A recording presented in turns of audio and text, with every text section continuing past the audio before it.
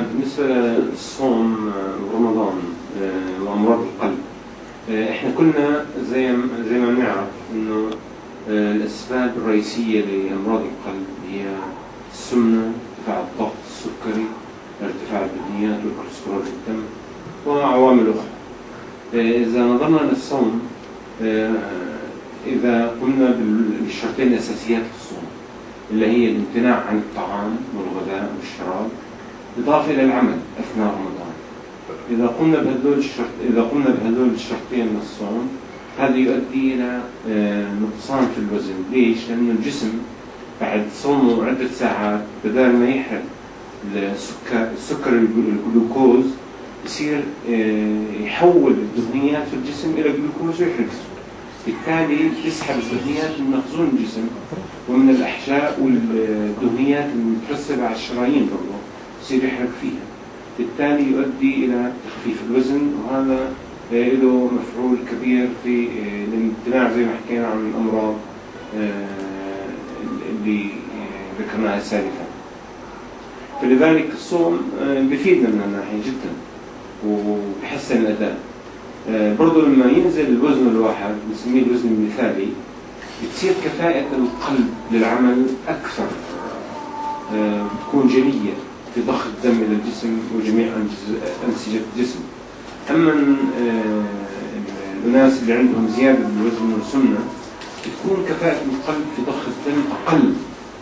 ليش؟ لأنه القلب بده يضخ كمية كبيرة من الدم للأنسجة الكبيرة بسبب زيادة الوزن والسمنة، بالتالي الكفاءة بتقل عند هؤلاء، وهذا يؤدي إلى إتعاب عضلات القلب وتصلب الشرايين وما تابع ذلك من ضعف في عضلة القلب وفشل في عضلة القلب وما يسمى هبوط القلب. كذلك يعني معروف إنه الناس اللي عندهم وزن مثالي نسبة الوفيات تكون عندهم 3 مرات أقل من أمراض القلب وتصلب الشرايين بالنسبة للناس زايدي الوزن والناس اللي يعانون من السمنة. فلذلك هذه ميزات الصيام بفيدنا في تخفيف الوزن، وهذه مهمة جدا بالنسبة لنا. ومهم جدا في رمضان عدم الإكثار من الحلويات التي تكون متنوعة في رمضان وغنية بالسكريات والدهنية، لذلك الامتناع عن هذه الحلويات وكذلك عدم الإفراط في الأكل بعد الإفطار وبعد السحور يؤدي إلى المحافظة على الوزن وتخفيف الوزن. وإحنا بنعرف إنه الدراسات أثبتت إنه تقريبا 3.5% من الصائمين يخفوا وزنهم في نهاية شهر رمضان. العكس من ذلك 2.5% من الصائمين يزداد وزنهم في أثناء رمضان، وذلك بسبب عادات الأكل وتنوع الطعام اللي موجودة في رمضان. فلذلك مهم جدا ننتبه لهالشغلات هذه أثناء الصوم في شهر رمضان. هلا بالنسبة لمريض القلب اللي عنده هبوط قلب أو ضعف عضلة القلب، هذول بعضوا مدرات للبول جزء أساسي في علاجهم. إذا شو ننصحهم احنا هذول؟ ننصحهم إنه ياخذوا مدر للبول قبل وجبة الإفطار، بحيث إنه إذا أخذوها على السحور ما يذوقوا بالنهار يصير معهم جفاف ويرتموا قبل. يعني هو عادة مدر البول أفضل تاخذ على معدة فاضية، يعني عند الإفطار يبدأ فيها وبعدين بيكمل الإفطار فقط. هي القصد فيها. بالنسبة للأدوية القلب الثانية، أكثريتها اليوم العلم الحديث طور الأدوية بحيث تأخذ مرة واحدة في اليوم أمراض القلب.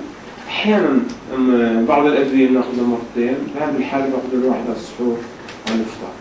أما بشكل عام أكثرية الأدوية تعطى جرعة واحدة وتغطي الجسم 24 ساعة.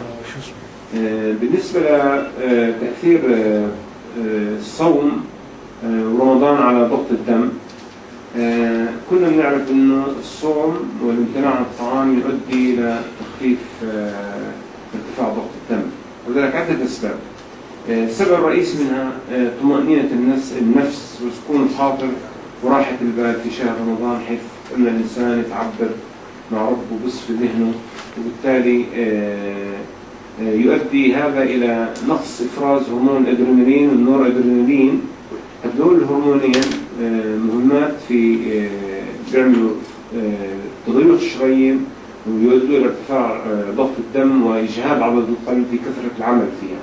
فلذلك عندما تكون هناك طمأنينة يخف إفراز هذه الهرمونات من الجسم، بالتالي ينخفض الضغط.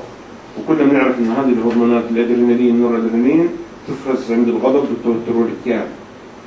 فلذلك عندما تحصل طمأنينة وراحة النفس تزول تأثيرات هذه الهرمونات الضارة. اثنين، زي ما نعرف أنه الصوم يؤدي إلى إذابة الشحوم في الجسم من الأحشاء وبرضه في داخل الشرايين، وبالتالي هذا يؤدي إلى تقليل تصلب الشرايين، وبالتالي بحاول أنه يوسع الشرايين ويخفف تأثير ارتفاع الضغط في هذه الحالات. بعدين في السوائل زي ما نعرف أنه تؤدي إلى ارتفاع حجم كمية الدم، لذلك أثناء الصوم لما تخف السوائل تؤدي إلى انخفاض كمية السوائل في الدم، وبالتالي يؤدي إلى بعض التقليل من ضغط الدم، وبرضه بريح القلب بضخ هذه الكمية من الدم إلى أنسجة الجسم.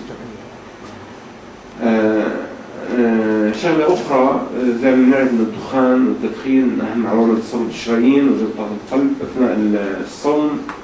كثير ناس تتشجع من قبل يعني الزملاء والأقارب الإقلاع عن هذا التدخين وتشجيعهم، وهذا يؤدي إلى يعني تحسن كثير في منع تصلب الشرايين والجلطات في أثناء شهر رمضان. برضو بدي أحكي عن تأثيرات الصوم على الكوليسترول. وجدوا أنه في نهاية شهر رمضان هناك ارتفاع طفيف في نسبة الكوليسترول عند الصائمين، وعزوها العلماء أنه كلما قل عدد وجبات الطعام أثناء النهار أو أثناء اليوم تزيد نسبة الكوليسترول في الدم. لذلك الرسول صلى الله عليه وسلم قال: تصحروا فإن في السحور بركة. بتزيد عدد الوجبات تاع الطعام، بالتالي يؤدي إلى الإقلال من نسبة الكوليسترول في الدم، وكذلك بتعينك وجبة السحور على مشاق هذا اليوم أثناء الصوم. لما فصلوا الأمور برضو بالنسبة للكوليسترول، زي ما نعرف أنه في كوليسترول جيد وكوليسترول ضار. وجدوا أنه في نهاية شهر رمضان يوجد ارتفاع في نسبة الكوليسترول الجيد، وهذا الكوليسترول الجيد زي ما نعرف إحنا بمنع الجلطات عن طريق شطف الدهون وترسبات الدهنية في الشرايين، وبأخذها هذا الكوليسترول الجيد بالكبد وبتخلص من الكبد. أما بالنسبة للدهنيات الثلاثية أو الشحوبات الثلاثية فتتفاوت، بعض الناس ترتفع عندهم أثناء شهر رمضان، بعض الناس بتخف عندهم، وهذا بيعتمد على نوع الغذاء اللي بتناولوه والأطعمة والحلويات اللي بتناولوها. بس